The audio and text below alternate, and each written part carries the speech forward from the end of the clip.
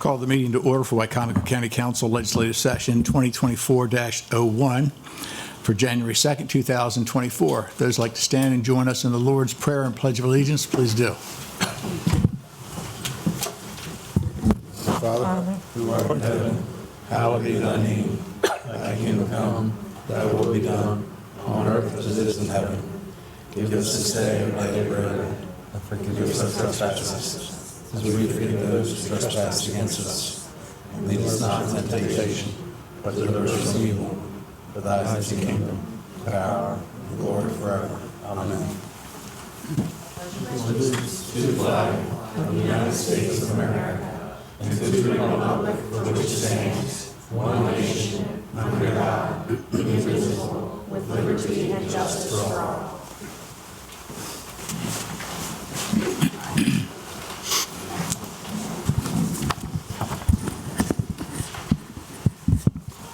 Entertain a motion from council to approve the consent agenda. So moved. Second? Any discussions or corrections? Seeing none, all those in favor say aye. Aye. Opposed? Motion is carried. Consent agenda is approved. First, we have a proclamation to recognize the Mardella High Unified Tennis Team State Championship. Am I right? They're there. If you want, come up on the podium here. James is going to read the proclamation. Everybody. Come on up. And if anybody wants to take pictures, you can come all the way up here. You're not going to be interrupting anything at all. You can come right here and make sure you get the shot that you want. Hi. Awesome. Got the whole team. State championship, James. Should I move the Whatever podium you a little want, bit? We can get on this side a little bit if you want. Come on over here. Come on over. This is great. Congratulations. Thank you. All right, well, let's read this sucker. Okay. It is with great pleasure that the county executive and the members of the Wicomico County Council extend this certificate of recognition to the Mardella High School Unified Tennis Team for winning 2023 state championships. We congratulate you with your accomplishments. Thanks.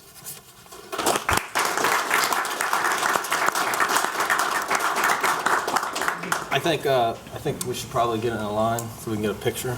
Yeah. Should we get in front? Would that be better? That's fine. Would you guys like to just step right in front of the podium? That way we can get everything here.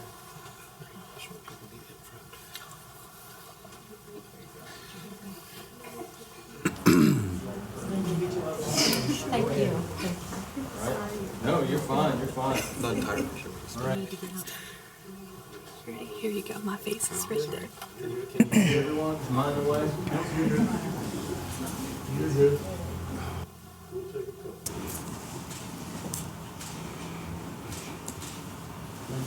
All right. Did anyone like to say anything? No? All right. Well, we appreciate it.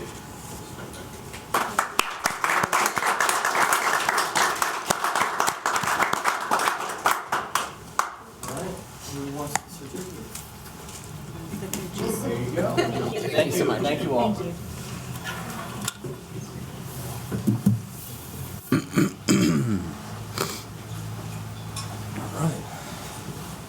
Next, we have a proclamation to recognize the month of January as National Human Trafficking Month. Ms. Danielle Thomas with the Life Crisis Center is here. Good evening. And Shani Shields is going to read. Shani's going to read the proclamation from where she is right here. Okay. On the proclamation for Human Trafficking Prevention Month. Whereas human trafficking is a serious problem on the Eastern Shore, where traffickers use violence, threats, and other manipulative tactics to force and coerce young and adult individuals to engage in commercial sex acts or to provide labor or services against their will. And whereas there have been reports of child sex trafficking in every Eastern Shore county since 2013, and 127 human trafficking victims have been rescued throughout Maryland.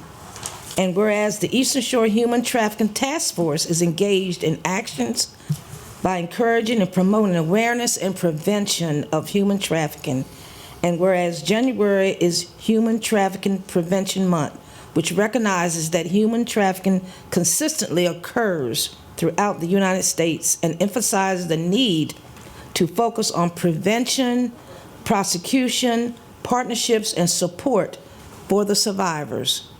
Now therefore be it resolved that the Wicomico County Executive and the Wicomico County Council hereby proclaim January as Human Trafficking Prevention Month in Wicomico County. Wicomico County Executive and the Wicomico County Council. Danielle. Okay. You can make a comment up to the podium. Perfect. Good evening. On behalf of Life Crisis Center and the Eastern Shore Human Trafficking Task Force, I just wanted to say thank you guys for this recognition. We are definitely out here doing a lot of work in regards to specifically child sex trafficking and being able to provide that prevention and that support that's desperately needed, not just here in Wicomico County, but throughout our country, absolutely. So again, thank you guys so much. We really appreciate this. Thank you. Thank you. Is it okay? Just don't let I didn't want to pick it. That's all right. Mama told me.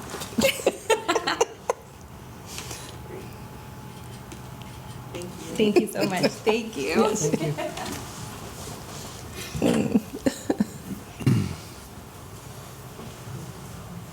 Next proclamation we have is to recognize the month of January as National Mentoring Month.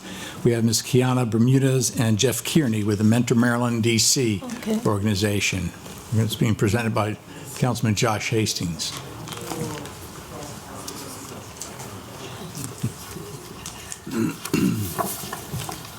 How's everybody doing? Good. Good. All right. So proclamation, this is National Mentoring Month. Whereas during National Mentoring Month, we celebrate the dedicated men and women who volunteer their times, talents, and resources to mentor, teach, and empower young people and those in need of guidance. And whereas mentors come from diverse backgrounds and improve the lives of America's youth, helping them grow into responsible adults. And whereas in Wicomico County and across our country, mentors serve not only as role models for young people, but also as an inspiration to dream big and pursue any goals regardless of circumstance. Whereas the acts of generosity and compassion are a reminder that each of us has the deeper purpose and can make a positive impact in the lives of youth. Now, therefore, in recognition of numerous contributions made by mentors in Wicomico County, be it hereby resolved, Wicomico County Executive and the County Council proclaim January 2024 as National Mentoring Month, done the second day of January, signed by all members of the County Council and the County Executive. Congratulations. You want to say a few words and then we'll take a picture? Sure, of course. On behalf of Mentor Maryland, DC, we just want to thank everyone here. As we all know, mentoring is so important, and our goal is to increase the quality and quantity of mentoring relationships across Maryland. But also, as all of you know, you've all served as informal or formal mentors in your life. So thank you all for the work you're doing for our young people and to ensure that they have success in their careers as well. So thank you all for being here. Yeah. All right. Take a picture? Yes, I'd love that.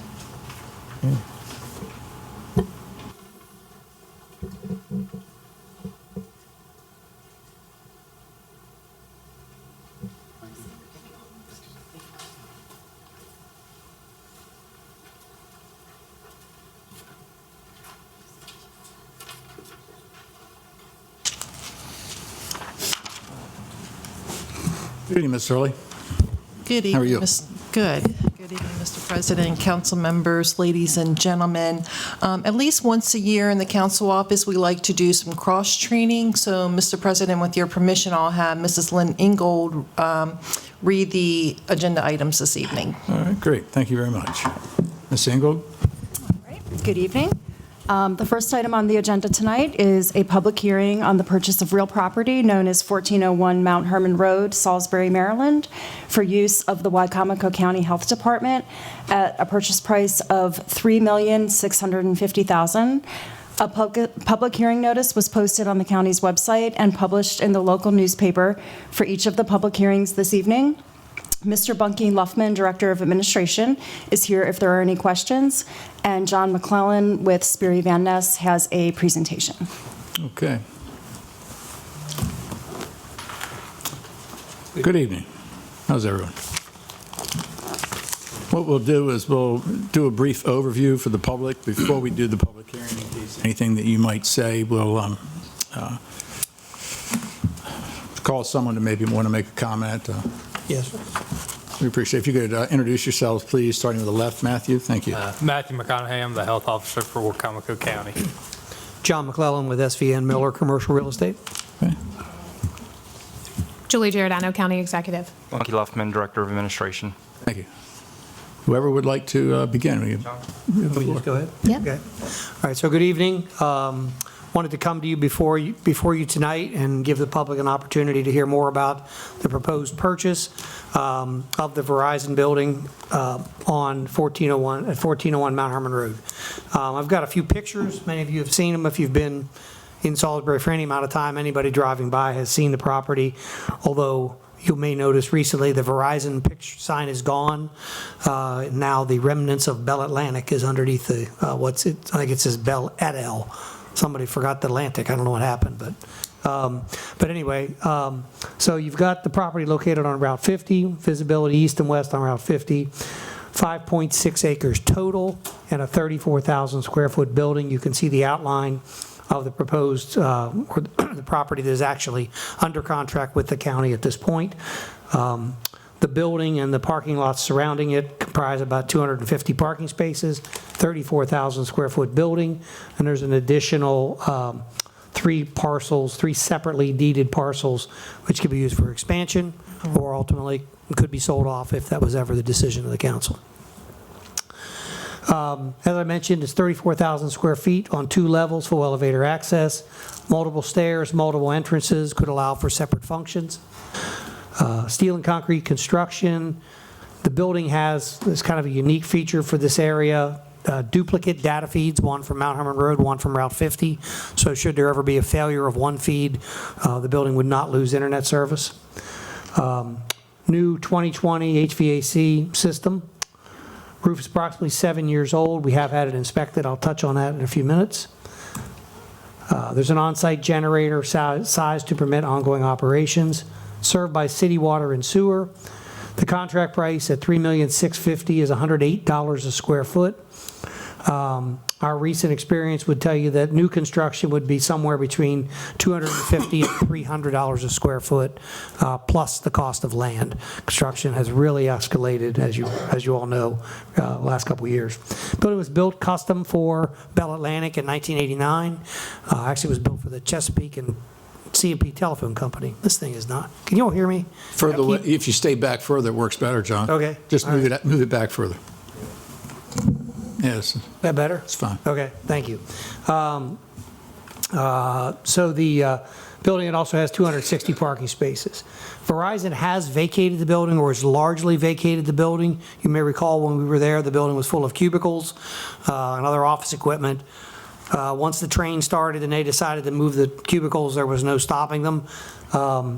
But their lease does run through October 31st of 2025. They are required to pay rent for that amount of time. The county can collect the rental income during a planning process, working with the health department as they move forward with their transition. Also, they are considering the donation. I was out there this morning. I didn't count them, but there's 150 plus monitors, computers, keyboards, and mice. What's it called, plural, mouse? But anyway, they are considering donating those versus the labor and the cost to take those somewhere. And frankly, if half of them don't work, you may be able to use them. The health department or somewhere else in the county could use monitors. Nice flat screen, fairly large monitors could be very useful. Also, we learned there is a UPS or backup power system tied into their entire building for all their computers. They looked at taking it. They'd like to use it. It is too costly to move and to disconnect, so shucks, it's going to stay. Yeah. That's a very powerful asset. I do not have a price tag, but it's definitely a bonus. We've been through some due diligence. As you know, the property went under contract on December 22nd. We have till February 20th for a 60-day due diligence. Closing could occur anytime before March 21st. The inspections we've completed so far is a roof inspection, HVAC, elevator, structural, plumbing, electrical, generator, and an environmental phase 1. The environmental phase 1 and electrical and structural are not back, but I've been indicated by all of them verbally. No problems. Pate Matthews has reviewed all of the inspection reports to date. Nothing that he considers a glaring problem. It's like a home inspection. You're going to find something, but nothing major. We are requesting a tenant estoppel from Verizon. That's just a document that says the lease is in effect and they are obligated to pay rent, which is obviously an important factor. SVN Management, I've circulated a contract to Ms. Giordano, and I'll get one to Mr. Wilbur. We can manage the building so the county doesn't have really any hassles, collect the rent, handle all the maintenance, handle the inspections, respond to any problems for $1,000 a month, which would be covered as part of the tenant's operating expenses that they pay into. So there'd be no real cost to the county for doing that, but it'd be one less thing you'd have to worry about.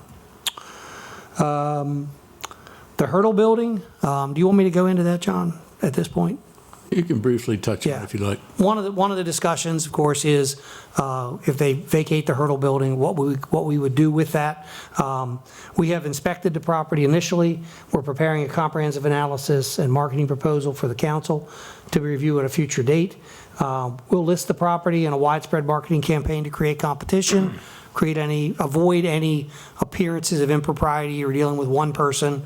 We believe in marketing properties on a widespread basis. James? I was going to say, so just for clarification for the public, the Hurdle Building is where the health department is currently, right? At 108? 108 East Main Street. Okay. And that would be, that could be marketed, and we're big believers in transparent marketing, so no, you're not going to deal with just one person. You're going to have competition, hopefully. We've identified several local and regional prospects. In fact, one heard about it today through this public hearing and wanted to know what was going on, and they're from Easton. So definitely some interest in the property. Good. We have not concluded evaluation. Believe the Hurdle coupled with the Verizon rental surplus will lead to a very reduced net acquisition cost for the Verizon building, especially compared to any new construction. Any questions? No questions. Just so the public realize that we have toured the location as well that council members have with the executive. And we've seen the property, and we've talked to Matthew about it as far as how he thinks it'll fit within his program. So we're pretty positive about what we're looking at here. Josh? Do we need to do a little bit of an explanation for any of the public who may not fully understand why we're going through this process? Is that, I don't know if everyone, I know we've talked about this in closed session, but do we need to just talk about why we're looking at a different building and why we're going? I just think that, they're looking to try to consolidate some with what they have out at E.S. Atkins and give themselves a little more room than what there currently is in the Hurdle Building. We've had a lot of complaints over time with the buildings that we currently utilize either not being for the right capacity or potential health concerns or other kind of ways. So that's what I think helped bring all this about, to try to think through that. I think the one big thing you're going to have is the efficiency of the layout. You've got two essentially wide open 17,000-foot floors versus the Hurdle is 30,000 square feet, kind of on 3 floors of 10. It's just inherently less efficient from a layout standpoint. Joe? Yeah. Appraisals. Did you get appraisals? I did. I just forgot to mention that. Just got it this afternoon. The property has appraised at $3,920,000. So you're talking about the Hurdle Building? No. No, you're talking about I'm sorry. the Verizon. This building. Okay. Yeah, we do not have our valuations done on the Hurdle. On the Verizon building, it's $3,920,000. If you've done any commercial appraisals, they get very conservative. They get very worrisome to value it at any higher than a purchase price.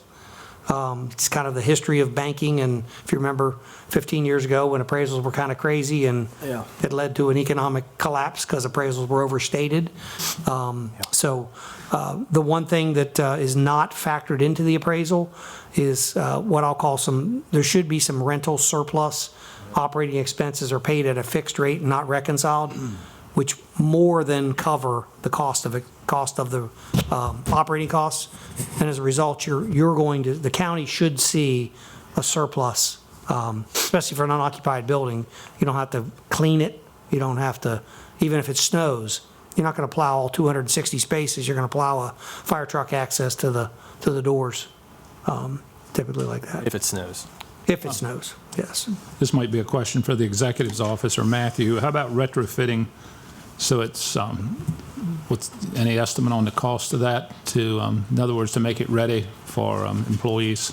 Operational or whatever you want to call it? I've not talked with an engineer or architect yet in regards to that, but the way it's structured, there's main concrete and steel structural columns throughout the building, so everything else is pretty much can be retrofitted as long as you don't mess with those integral structural pieces.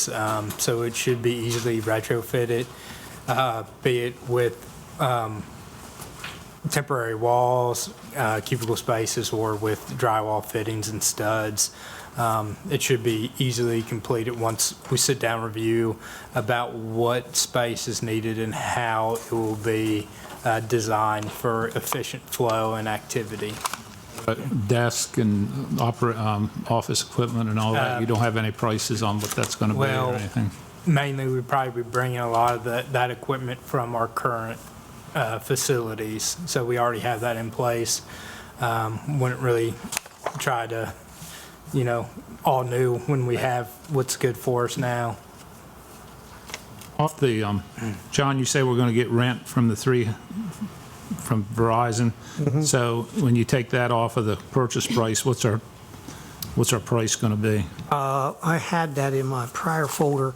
The total revenue over the next, starting January 1st, we'd take a little bit off, but starting January 1st, the total revenue from Verizon's $1.7 million. What they're going to pay us over They're the going to next... pay you, yes. Out of that, I project about $300,000 of expenses. Verizon also continues to pay the real estate taxes on the building and the parking lots. The county would undertake, assuming if you want to take them right off the tax rolls, the vacant lots, right now the landlord pays those taxes, but they're the minor part of that. So in round numbers, $1.4 million would be the net revenue to the county against, so you're going to go in with about a $2.2 million purchase price on a 34,000 square foot building and 5 acres. Pretty good deal. Thank you.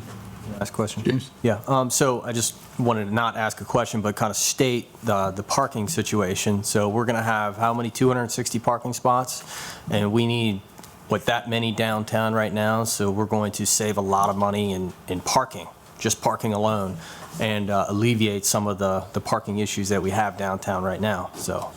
We'll also save money because of the consolidation from E.S. Atkins. So we pay rent to E.S. Atkins, so Right. we'll be pulling that as well. Yeah, I'm just Also, parking spaces that we currently pay for in the parking garage, that will no longer be an expenditure as either. I just wanted to state that so that the public knows, so they see what's going on. Yes, Jeff. So this is also going to increase access and ability to provide services to the public? Right. Yes, we're with consolidating to two facilities now where we're able to better provide a multitude of services instead of individual needing multiple rides to different destinations. We can provide more services at one location. We'll also be on short transit route, runs down that road already, so there's transportation avenues. We've already talked internally about how we can structure a base to satellite transportation for any clients that may have transportation issues and how to get them to one facility to the other. Thank you. Any questions? Any other comments, discussion? This time, yes, John. That's because I got copies of this package I'll give you all. Okay. All right. This time, we open the floor to the public. Any public comments, you come to the podium. Please state your name, your county of residence, and your concerns in reference to this particular project on purchase on 1401 Mount Herman Road. All right, that concludes the public hearing on the purchase of the real property known as 1401 Mount Herman Road in Salisbury, Maryland. Mrs. Hurley, where will we be putting this? On the next agenda, I'm assuming? If all the inspections come back, favorable to the county, then we can certainly move forward with the resolution. Okay, well, we'll wait to, to see however you guys move forward, and then we'll be glad to get it on the agenda as soon as possible. Yep. Thank you, John. Thank you all. Thank you. Okay, and the next item on the agenda is a public hearing on resolution number 01-2024, which is amending the FY24 budget position control document, Exhibit F, and the pay and classification plan to create the position and title of a court technologist in the Circuit Court for Wicomico County, Maryland. And Ms. Melissa Leahy, Circuit Court Administrator, is here if there are any questions. This time we open the floor for a public hearing on resolution number 01-2024. If you have any comments you'd like to make in reference to this resolution, come to the podium, state your name, your county of residence, and your concerns. This concludes the public hearing on resolution number 01-2024. Entertain a motion from council to approve resolution 01-2024. So moved. Second? Second. Discussion. Good evening, Ms. Leahy. How are you? I'm well. How are you? Good evening. Good. We'll give you the floor if you'd like it. Okay. Thank you for hearing our take on this new position. As your briefing book, I believe, tells you, this actually is eliminating 3 current positions and creating a new position. We will have the retirement of our last full-time, real-time transcriptionist in the circuit court, and that is sort of the way of the judiciary at this point. And we've been working toward this point over the last few years to increase the technology to pick up the making of the record in the courthouse. This new position will take over the function both of the technology side, making sure that that digital recording system is up and running at all times so that we do have an accurate record, and we'll also assign out the transcripts that do have to be made. It is still the case in Maryland that an audio transcript is not an official record, so we do have to send those out to transcriptionist parties, pay for those transcriptions as well. So this individual will handle requests for transcripts, hire those out, make sure the system is working, and they'll also assist with additional technologies like remote appearances, Zoom calls, that kind of thing. Questions? So instead of having someone in the actual courtroom, typing in the dictation or whatever, what's the title called? It's not a stenographer, no. Yes, a stenographer. Is a stenographer. We call them court reporters, but Okay. the technical term is a stenographer. Okay, so they won't exist. They'll be more behind the scenes where it's recorded and they'll just simply take Sadly, from the yes. recording. Yes, Oh. we are sad to see our court reporters go, but it is Right. the way that the industry has gone. Okay. So hopefully they'll accept an audio recording. I don't know why they just don't start accepting audio recordings. We're not there yet. Yeah. It is in the Maryland rules that any official record for appeal does have to be a written transcription. And so, again, that's the other function of this job, is to make sure that communication between our external transcriptionists and the court are handled. Any other questions or comments? All those in favor of resolution 01-2024, say aye. Aye. Opposed? Motion's carried. Resolution passes unanimously. Thanks, Ms. Leahy. Thank you. Thank you. And Mr. President, that's all we have this evening. Thank you, Ms. Single. At this time, we open the floor for public comments. If you have any public comments you'd like to make, come to the podium, please. State your name, your county of residence, and your concerns. Okay.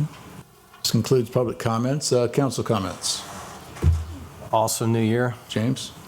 I'm hoping everybody had a good New Year's Eve, and everyone's arrived and got home alive, and hope everyone started off on the right foot. Thank you. Anyone else? Josh? Happy New Year, go Ravens. Yeah.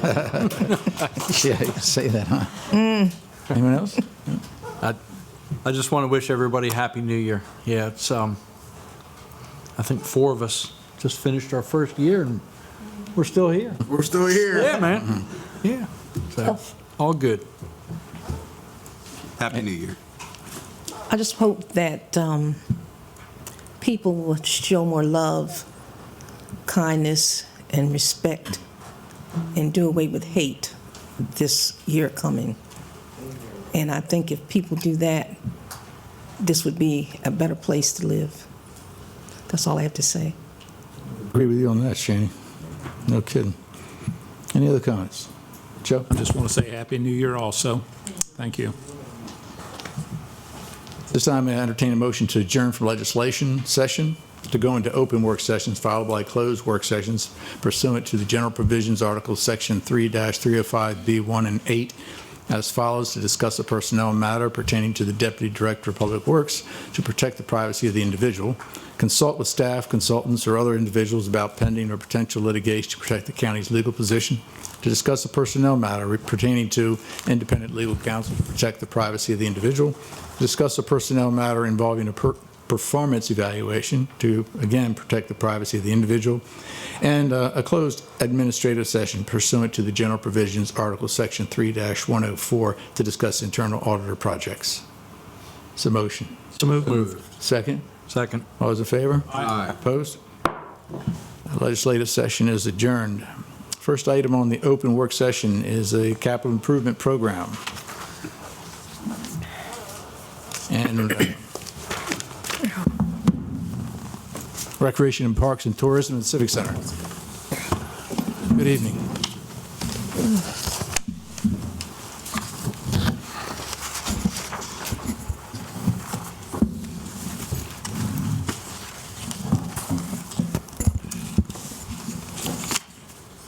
Hey, Steve. Good evening. How are you guys doing? Very well.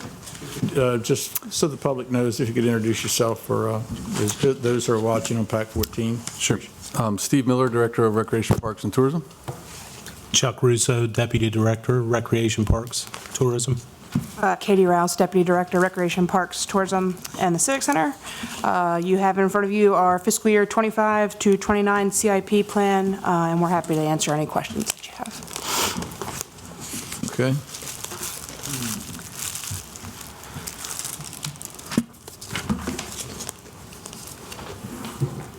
Chance to get there.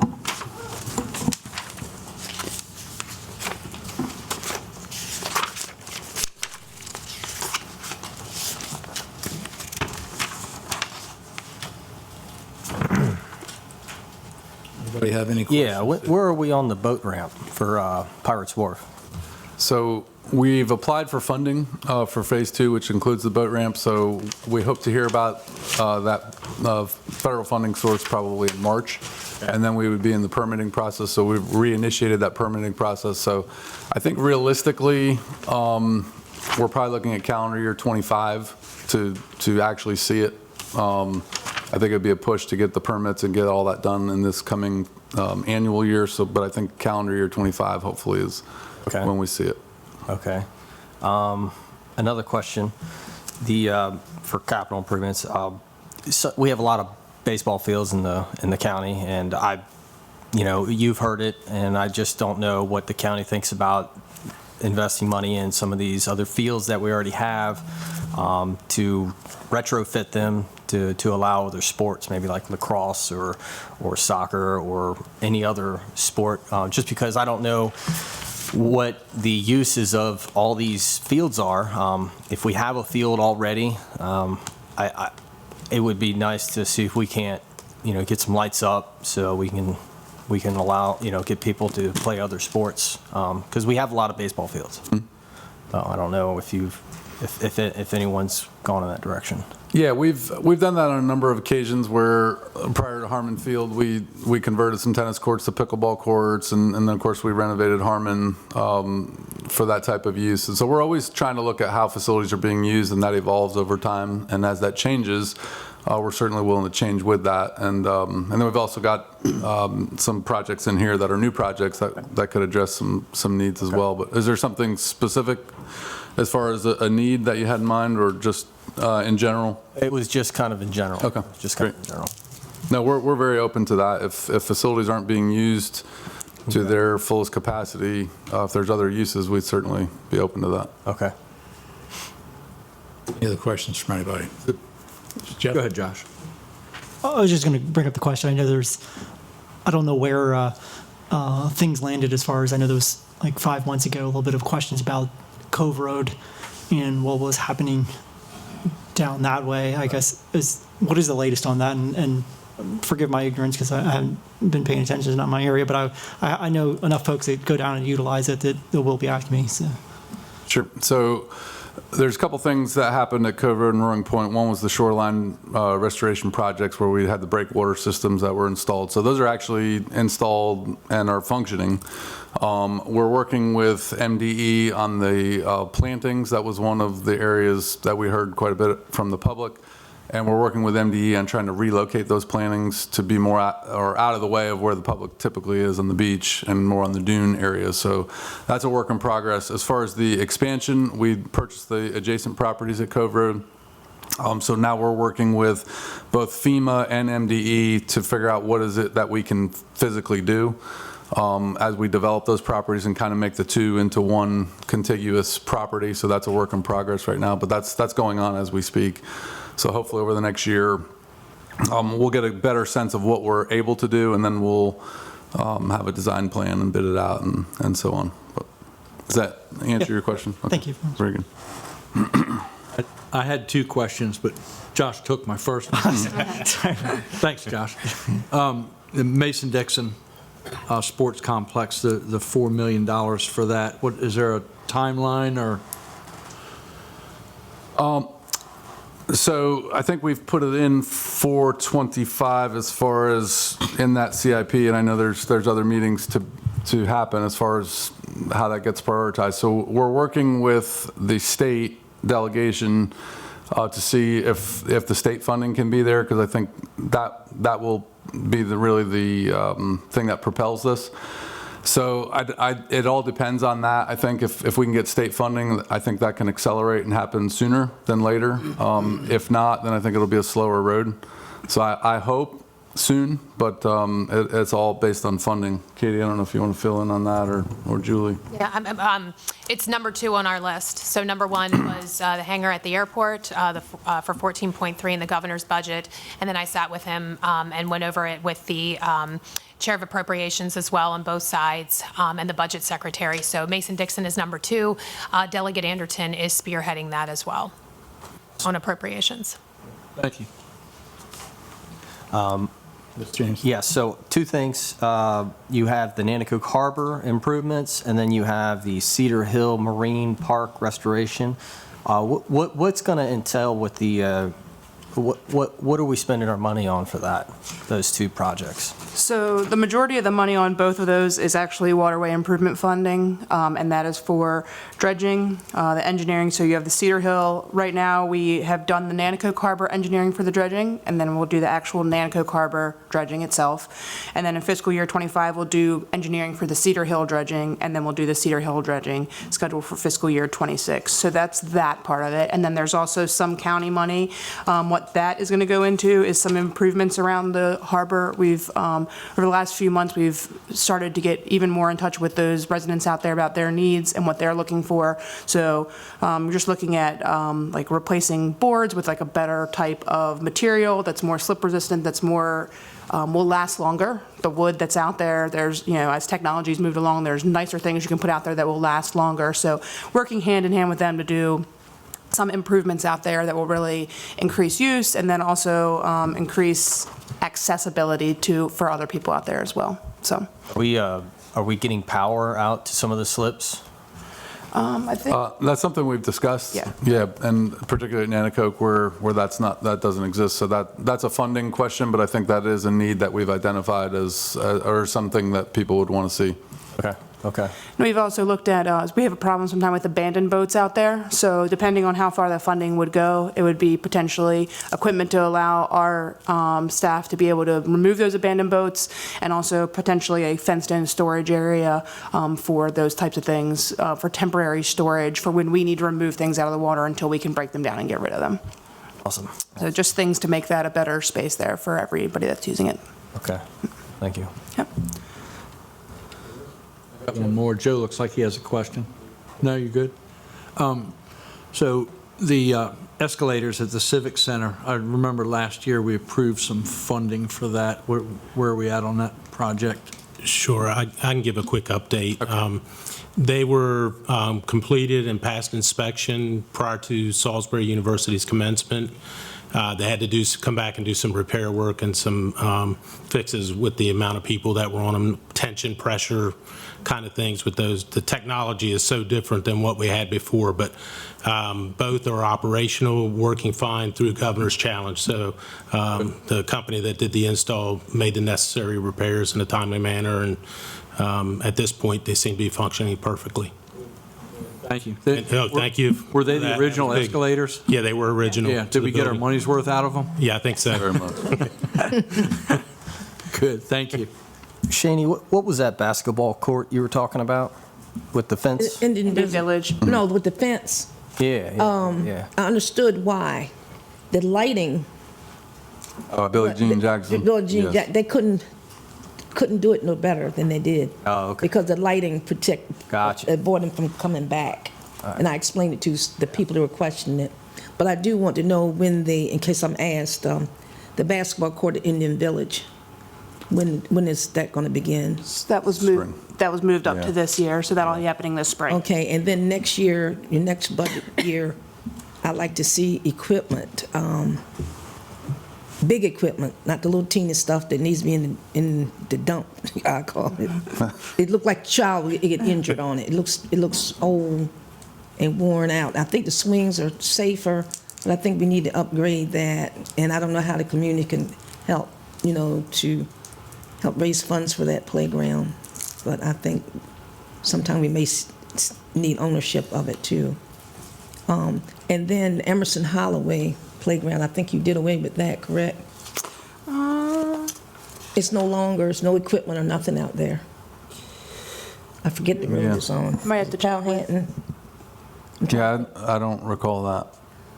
There's a playground out there called Emerson Holloway. Yeah, I know the park. But it's completely empty and it's become a place for hanging out. Yeah, I knew there was an issue with folks hanging out kind of at that entrance, and that was something we were trying to address and work with law enforcement. So I just don't want to see it because his name was attached to it, Right. And now it seemed to be abandoned. Yeah. So I don't know what you would do with that property. Yeah, but as far as the equipment itself, I don't think we've done anything there. It's no equipment at all. Okay. None whatsoever. So the children wouldn't go there. That's why Indian Village is so important, because that's the only playground in that area. Sure. Yeah. And Doverdale, are you responsible for that or the city? The city. Okay. Yes. All right.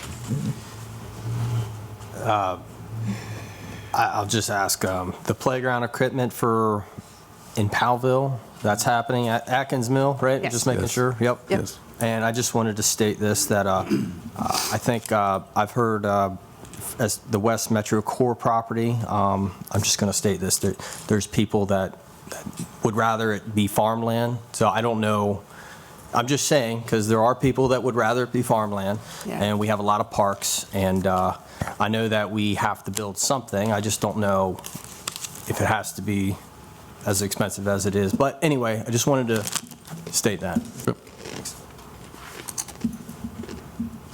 I'm done. The only question I have, Steve, is actually more in general than it is a specific issue, because what I've noticed, and I've noticed it throughout the capital improvement program, is that we seem to have a huge dependency right now through the overall capital improvement plan. We seem to have a really huge dependency on PAYGO, which is a really huge concern. The bonding's about, I guess, 10.7 million. And so Pam probably would be the best person. We do Sure. have Charles here if you want to ask a financial. These guys are just here to talk about the project. I get it. I don't have any questions just now, because we'll have a few work sessions to get into the rest of it. Yeah. But you have the roof that's $4 million, and I get it, because I understand how expensive roofs can be. So that's about, of course, about 40% of the total bonding that we're doing. And then there's about 4.44 or 4.5 that the Civic Center, Recreation, Parks, and Tourism, that you are looking for PAYGO. And the council is really concerned about PAYGO this year, extremely concerned about PAYGO. Yeah. So I think once we get into the nuts and bolts of how we're going to evaluate the entire CIP, there might be some expectations that there may have to be some harder decisions made as far as which projects will or will not have the higher priority. The other couple of things that concern me, and this would be more, I guess, in line with something that we can address with Pam or with Chuck, but a couple of things that have always really bothered me but are becoming more prevalent as every year goes by. I think there are too many sources that are strictly listed as other or else TBD, to be determined. And I don't know how, whether it's a plan or whether it's a budget. I think sometimes your plan ought to reflect a realistic budget. And I say that because when you have some projects where you've got $500,000 that's just to be determined, I don't know how, like in 2026, you then say it's 4.08 million to be determined. What are we really doing when we have $4 million in a 2026 CIP that is to be determined? We don't even know what it is. We don't even know where it's coming from. So that's a real concern of mine. If any of the TBD, if any of the to be determined is state related, I would really like to have some distinction between whether it's a to be determined because we're waiting for state funding to see if the state will accept it or not. That would be helpful for us. The loading zone that you have here is another example of that. It's 200,000 with 100 coming from the county. I can understand that for 2025. But then 2026 is 2 million to be determined. And it's very difficult, I think, to ask anyone to commit to $100,000 or $200,000 if the follow-through is a 2 million to be determined. Where is it? Because who wants to get involved? I think we're finding the same thing. This is not just relative to you. We're seeing the same problem with the Board of Education, where 2025 is 4 million. But we know it's a $40 million project. And there's no reference whatsoever to 26, 27, 28, or 29 on what we're going to do after we make that initial $4 million conviction in 2025. So it may be a planning document, but it's awful difficult to plan when you don't really know what your true numbers are going to be. And that in itself, with what we're seeing with the Board of Education, until I think we realistically have those numbers set aside, it makes it very difficult for the county to know and the council to know what we are really going to be committing over these next 5 years. Yeah. Realistically.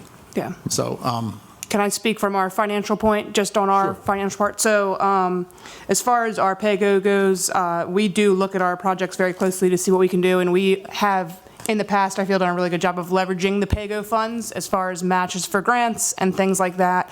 Some of the things, particularly the Civic Center, is just a very old building. There's been no money put into it, and so now we're kind of having to face facts with that as far as the roof. That's been on the CIP for, I would say, probably 10 years. We've just been delaying it. So we've gotten to the point where we can't delay that anymore. And then as far as to be determined and things like that, especially in the future years, some of those things, and we've had this problem in the past, those projects just may not happen if we can't find that money. So a lot of times when we're using to be determined, it's basically we're trying to give ourselves a chance to find the money, and sometimes those things may not happen if we can't find the money. So that's generally how we're using it. I think our number for to be determined this year has to do with Mason-Dixon.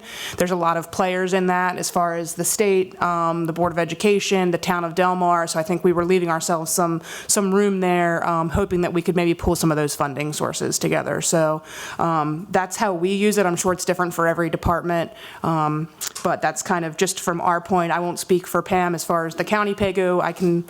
I have 29 projects on here that I have to keep track of, so I know that they have multiple more that they're trying to fit all the puzzle pieces together. But from our standpoint, for our department, that's kind of where we are with those two items. So. And we respect your challenge with deferred maintenance. I mean, I do get that. I think sometimes that we still have to be realistic as where this money is going to come from. And the actual with the PAYGO on the Mason-Dixon project, that's about $1.5 million that's coming from our savings account. That's not for like to take care of emergencies that we have. That's to begin new projects. And so the question is, are we spending beyond our means, not only on deferred maintenance, but on new projects as well? What's that balance going to be? There's a lot of people that know that when they buy a house, they have to plan for a new roof in 20 years. And I think we have to sort of try to follow that same principle. Anybody else? Good point. Good question. Yes, Jeff. I just want to say thank you for the work you did at Pirates Wharf. Correct me if I'm wrong, but wasn't that a result of putting together multiple grants and? Yeah, about 8 of them. I think the phrase you used was cobbling it together. Yeah, we did. Thank you for the comment, and what we've told folks in the public, we hope people have gotten out there to enjoy it. That's why we opened it when we did. But it's going to get better as we go. We're adding stuff as we speak. We're finishing up some trails this winter. We're adding some signage, and it will get better as we go. And that was a lot of hard work from a lot of people, some of whom you're looking at, and others in the department, where it's a story I like to tell just because it's what we do, and Katie kind of referenced it with the department. We're ambitious. We want to get things done. We want to continue to improve things. And so in doing that, we got $100,000 originally from the county to get us going. We leveraged that into a grant, which we leveraged into other grants, and now we're about $4 million. So the council's been very supportive of that project, but we'll continue to push the envelope as best we can to find sources that are not the county, because I can appreciate your concern, and I know there's a lot of priorities and a lot of challenges throughout the county. So we'll do the best we can to lessen that load on the county where we can, and hopefully continue to move things in a good direction. But thank you. Thank you. Yeah, we have a lot of respect for how you manage your money and how you handle your business. We really do. You're an excellent departments, all of them. Thank you. Thank you. Any other questions? No. Great. Yes, Ms. Shirley? I just want to mention, we can have the public hearing on the capital improvement program. That would include everything in the capital improvement program at our next meeting, January the 16th at 10 a.m. Okay. All right, thank you. Thank you. Thank you very much. We don't take comments from the crowd, sorry. I didn't have a comment. I don't know what PAYGO means. PAYGO is the term that we usually use for money that we have sort of like in our reserves, that we will use it for, we'll spend it. It's sort of what we consider to be spending down your reserves. Thank you. Thanks. Thank you very much. Next item on the agenda, next item on the agenda is a proposed legislation on the approval of contracts, leases, and other contractual obligations.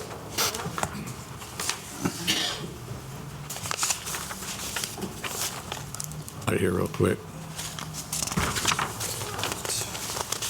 Is it number 2? It's number 2. Yeah, work session number 2. I think the idea here is, if I understand correctly, is that there's concerns about how we want to look at doing leases. I believe we've seen it in the past, and we've seen it more recently, where there has been some concern over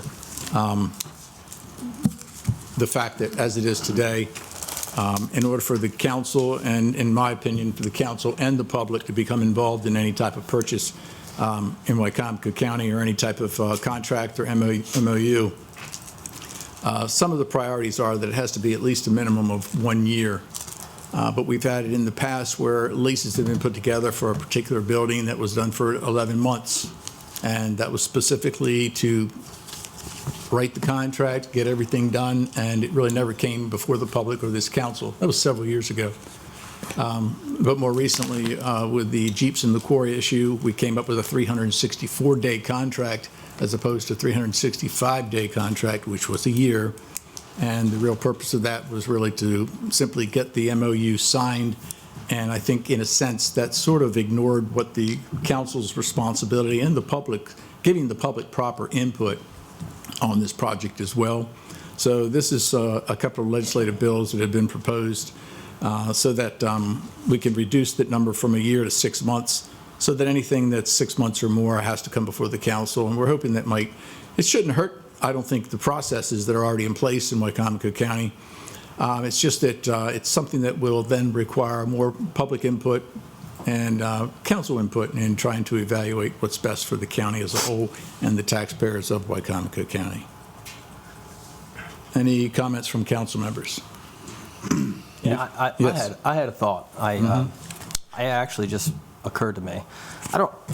6 months, year, I was thinking, what about having like a requiring some sort of public hearing for it instead? I mean, I don't know if a year would make a difference from 6 months, because, I mean, you can structure the contract down, you know what I mean? But if you have a public comment for to give the public, because that's ultimately, I think, what really stirred it up was, I guess, the public not giving that chance to say anything before an MOU or anything. And I just thought maybe just like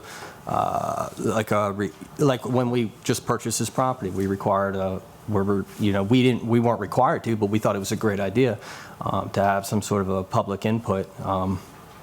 And I don't think any elected official wants to do anything without the public knowing. I just think it would be nice to be able to say, hey, look, this is what I want to do. We're going to have a public hearing on it. If you agree with it, disagree with it, here it is. So that's my thought on it. Or the public hearing for? For a contract, because I mean, is this going to affect this will affect, I guess, I didn't even think about it, but does it affect the sheriff's department and every other department? Because I know that we have an MOU right now with the Safari and the Quarry. I'm just curious on if it's going to affect everything. It won't affect the Safari on the Quarry, as far as I understand. I mean, I think we're having trouble getting, I don't know if we even have a confirmed, I guess we do. We have a confirmed MOU or under contract or anything with them, Mr. Wilbur? There is an MOU. But from what I understand, it's still changing. I think there's discussion about an addendum to it. Well, what I mean is for anything under a year, not that we have like a council. I mean, I think it's good that the executive branch has that ability to, have a contract right now, because I understand in business that you need to be able to make a decision right away if you have to. But I also understand that, it's good for the public to hear it. So I think it would be good to have a public hearing and then a decision. Are you planning on having meetings once a week? No. See, I don't know. I'm just bringing the idea up. My point is, though, is that you guys meet twice a month, so a lot of times Right. that would hold up a lot of different things. So there's different contracts that we're doing every single day. Right. I mean, I think Mr. Dallas is looking at contracts almost every single day. Yes, all the time. So it's a lot more than just, being, and I understand, the public wanting to be involved and knowing what's going on and that kind of stuff. It's just, in a public hearing type sense, you guys meet twice a month. So in doing it in council chambers would. We meet every other week. Well, so it's not just every week. I mean, it's every other week, which isn't really a long time. A two week. Well, 14 days is not a long time period to delay a contract, I don't think. I mean, it sometimes is. I mean, there are days that contracts come across my desk and I have till the end of the day to get it signed. Now, I would. Over 50, happen or not. we're talking over $50,000 to. Hold on. I wasn't suggesting that the council hold every single public hearing. I mean, you could have I assume you could have a public hearing anywhere, anytime. Whenever. Yeah, just Not whenever. necessarily during council. I'm not saying that we need to hamstring it to a council meeting. It's just, I understand what you're saying with the public hearing, because that's what you want, is the transparency, James. Yeah. But unfortunately, you have to advertise public hearings, and then you have to schedule it, and that would unfortunately, that'd be a lot. drag a lot of the process Yeah. out. We're trying to create something that's going to work for both branches of government, and we really don't want to try to create anything that's going to muddy the waters in trying to get business done. And unfortunately, we don't know how many contracts are really out there on a regular basis over $50,000, and by making it something 6 months instead of a year is really muddying the waters. I don't anticipate it's going to be a lot. Well, obviously, we'll see over time. Right. My comment would be that if we look at what other counties are doing, the year seems to be the standard on the other county executive council counties. I think the idea behind that is a budget is passed, it's a fiscal year, the money's allocated, and then the administration spends the money. If it gets into multi-year, then it's got to come to the council, and that seems to be throughout the other counties, the same concept. It definitely will affect rec and parks, the airport. Shepherds, library. It can affect every department, but I'm thinking of the contracts that are more numerous, that are over 50. But there's not even that many contracts, Mr. Wilbur, that we have approved on the year basis. I mean, I can't think of that many contracts the council has The approved. multi-year, right. Multi-year or even anything over 1 year. I can't really tell you how many contracts we've had to approve. I think what has happened is contracts have been written for the year. And it's just stayed away from the multi-year concept. Now we're going to get into writing contracts for 6 months. We'll see. Why would you? Plays. I mean, there would not be any real need to do that. There wouldn't be any real need to do that. We're not saying that your contract has to be 6 months. We're just saying that if it's more than 6 months, then there should be probably more public input and input from the council as well. So, I think if you pass it with 6 months in it, we'll see how much extra We're going to be busy. comes If to the it council. creates a problem and we find out we've really created a stopgap here that's not going to work, anything can be reworked. I agree with you. Some contracts do have a time fuse on them, and they need to be moved rapidly through legal to the executive for signature. You were discussing that. Whether that's going to become an issue, we will find out. And that's my only concern, is that if this is creating a real boondoggle for how we're able to do business, we don't want to do it. Yeah. It's not so much the lease part of it, it's contract part of it that I have some concern about. So I'll just state the elephant in the room that, the safari and the quarry is really what brought this up. What assurances do we have that we can be more transparent in the future?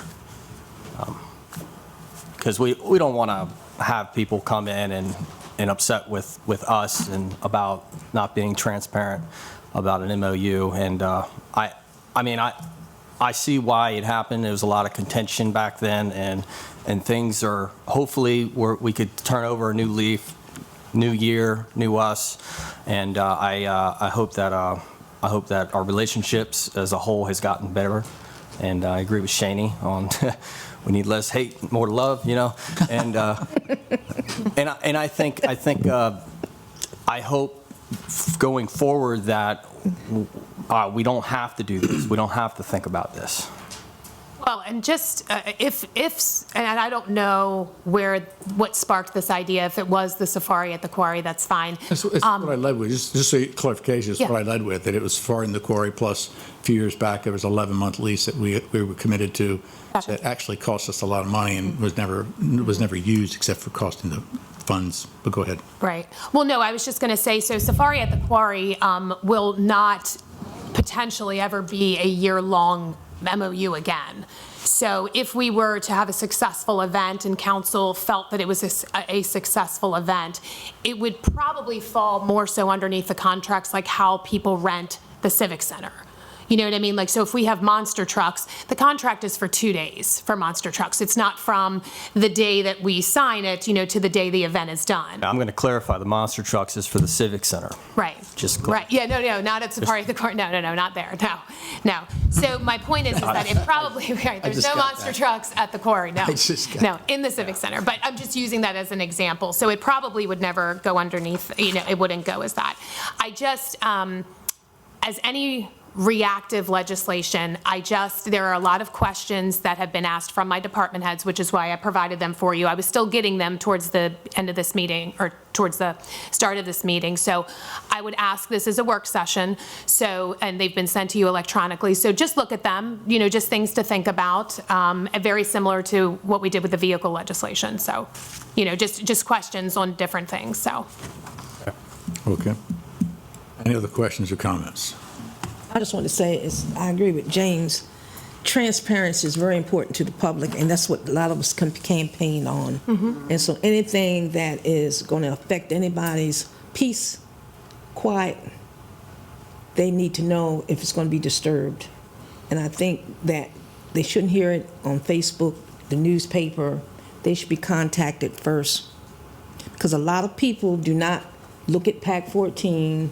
A lot of people don't read the newspaper, but it's some kind of way communication should get out and let, especially taxpayers, homeowners, I did go out and looked at that space, and I'm trying to figure out a safari, because I look for safari to be animals and stuff, and ducks, and I ain't see a duck, geese, deer, or nothing out there, so I don't know what Just the excitement would be. vegetation. But anyway, There's I going to just be like wild to... animals out there? Is that what- There's going to be wild animals out there? Is I that- thought it said a safari, and, you know, my look was not lions and tigers and bears, but... Oh, my.